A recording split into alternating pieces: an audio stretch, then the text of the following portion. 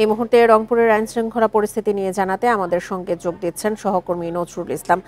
নজরুল, এই মুহূর্তে আপনি কি অবস্থা দেখতে পাচ্ছেন? আমরা বিভিন্ন সময় বিভিন্ন জায়গায় দেখেছি যে সরকারি স্থাপনাগুলোতে হামলা করা হচ্ছে, সেখানকার এই মুহূর্তের চিত্র কেমন দেখছেন? দুর্বৃত্তরা কি সকাল থেকে কোনো নাশকতা করার জন্য চেষ্টা করেছেন কিনা? এখন জন্ম সনদ দিয়ে খোলো বিকাশ স্টুডেন্ট অ্যাকাউন্ট, নিজের বিকাশ নিজে কর। না, আসলে সকাল থেকে কোনো দুর্বৃত্ত চোখে পড়েনি এবং কেউ আসেনি। আসলে রংপুরে আসলে একেবারেই জনশূন্য বলা চলে, লোকজন একেবারে কম, রাস্তাঘাটে কোনো লোকজন দেখা যাচ্ছে না। যেটুকু আছে তারা 2-1 জন হয়তো বা বের হচ্ছে। তবে গতকালের যে রক্তক্ষয়ী সংঘর্ষের ঘটনা ঘটে গেছে, এর কিছু মানুষজন একেবারে বাসা থেকে বের হচ্ছে না, কারণ আতঙ্ক বিরাজ করছে মানুষের মাঝে।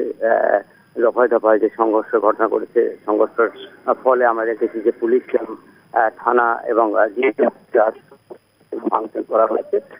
ভাঙচুর আওয়ামী লীগ অফিস, ছাত্রলীগ অফিস সহ সব স্থাপনা। আর সেক্ষেত্রে দেখা যাচ্ছে যে প্রতিনিয়তই আমরা দেখেছি যে সংঘর্ষের যে রূপ নেয়, প্রায় অর্ধশতাধিক মানুষ কিন্তু আহত হয়, গুলিবিদ্ধ হয় 8 জন। এর মধ্যে একজন, আপনি নিশ্চয়ই জানেন যে একটা অটো চালক কিন্তু মারা গেছে। সে পরিপ্রেক্ষিতে আমরা দেখেছি যে রংপুরে প্রশাসন কিন্তু তারা শক্ত অবস্থানে থাকলেও জনগণের অর্থাৎ দাপটের কারণে তারা কিন্তু সামনের দিকে যেতে পারেনি। আমরা দেখেছি র্যাব, পুলিশ, বিজিপি তারা কিন্তু রাস্তাঘাটে ছিল, তারপরে কিন্তু আস্তে আস্তে তারা কিন্তু চলে গেছে। আজকে আমরা একটু আগে যে এখানকার মেট্রোপলিটন পুলিশ কমিশনার তিনি প্রতিটি জায়গায় তারা পরিদর্শন করবেন, অর্থাৎ তাজা থানা নামক স্থান সেটি কিন্তু পুড়ে দেওয়া হচ্ছে। তাজা থানায় কোনো কিছু নাই এবং পুলিশের যে আগ্নেয়াস্ত্র সেটিও কিন্তু কয়েকটি জেনেছি যে অনেকগুলো পুড়িয়ে গেছে, সেটি কিন্তু তারা পরিদর্শন করবেন। সেক্ষেত্রে আমরা দেখেছি যে রংপুরে কিন্তু অনেক জায়গাতে মোটরসাইকেল যেটি বাইক রয়েছে এটি প্রায় 30টির উপরে কিন্তু পুড়ে দেওয়া হয়েছে ট্রাক। আর মহাসড়কে কিন্তু আমরা দেখেছি যে একটু আগে কিন্তু গাড়ি ঘোড়া চলাচল করলেও কিন্তু খুবই কম চলছে। দূরপাল্লার গাড়ি কিন্তু আমরা দেখেছি যে যেটি ঢাকা থেকে হয়তো বা আসছে, সেটি একটা অনেক কষ্ট করে তারা আসছেন। তবে অনেকের মনে আতঙ্ক এবং যে ভীতু কাজ করছে যাতে করে আবারও কোনো ঘটনা ঘটে, এটি আসলে দেখছে। তবে একটু আগে আমরা একটা আভাস পেয়েছি যে জুম্মার নামাজের পরে হয়তো বা আরো বড় ধরনের মিছিল বা বিক্ষোভ হওয়ার সম্ভাবনা রয়েছে।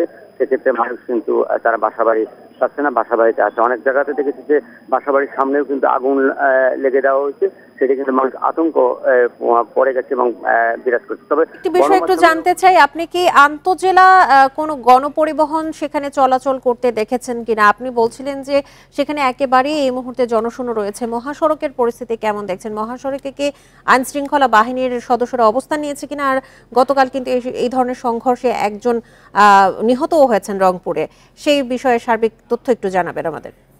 আমি একটু আগে মহাসড়ক থেকে এসেছি, সেখানে কিন্তু আইন শৃঙ্খলা বাহিনীর 2-1টা গাড়ি থাকলেও মহাসড়কে কিন্তু দূরপাল্লার কোনো বাস আমার চোখে পড়েনি। 2-1টা পড়লেও সেটি কিন্তু অনেক জায়গায় আটকা পড়ার যে গাড়িগুলো রয়েছে সেটি কিন্তু আসছে। সেক্ষেত্রে অর্থাৎ দূরপাল্লার গাড়ি এখনো ছেড়ে যাচ্ছে না কোথাও। তারা মনে করছে যে যেহেতু কমপ্লিট শাটডাউন রয়েছে, কিন্তু শাটডাউনটি আজও আছে কিনা তারা কিন্তু কেউ জানে না। তবে আরেকটা বিষয় জানে রাখি যে অর্থাৎ গণমাধ্যম কর্মীর উপর কিন্তু একটা হামলা, যেটি আমরা কিন্তু কেউ বেরোতে পারিনি। যেখানে গণমাধ্যম কর্মী দেখা হয়েছে সেখানে কিন্তু তারা গণমাধ্যম কর্মীর উপর ইট পাটকেল ছড়ানো হয়েছে এবং ক্যামেরা ভাঙচুর করা হয়েছে, তাদেরকে মারধর করা হয়েছে।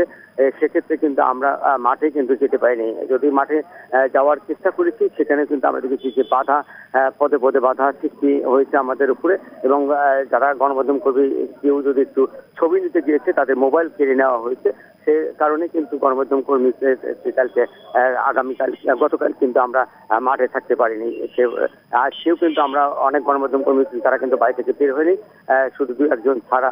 তারা বলছেন যে যেহেতু গণমাধ্যম কর্মীর উপর এত অত্যাচার করা হয়েছে, তারা নিউজে অর্থাৎ এই ধরনের তারা নিউজের কাজে তারা বের হবেন না, এটি আসলে বলছেন। তবে পুলিশ প্রশাসন কিন্তু গণমাধ্যম কর্মীদের কোনো ধরনের আইনি সহায়তা দিতে পারেনি, কারণ তারা নিজেই যে ভাঙচুর করা হয়েছে তাদের পুলিশ ক্যাম্প এবং থানা পুড়িয়ে দেওয়া হয়েছে সেটি রক্ষা করতে পারেনি। সেক্ষেত্রে পুলিশ বলছেন যে তারা নিজেরাই খুব ক্ষতিগ্রস্ত হয়েছে এবং বিপদে আছে। এই জন্যই তথ্য সংগ্রহ করতে থাকুন নিরাপদে থেকে। আমরা পরবর্তীতে আপনার সঙ্গে আবারও যোগাযোগের চেষ্টা করব।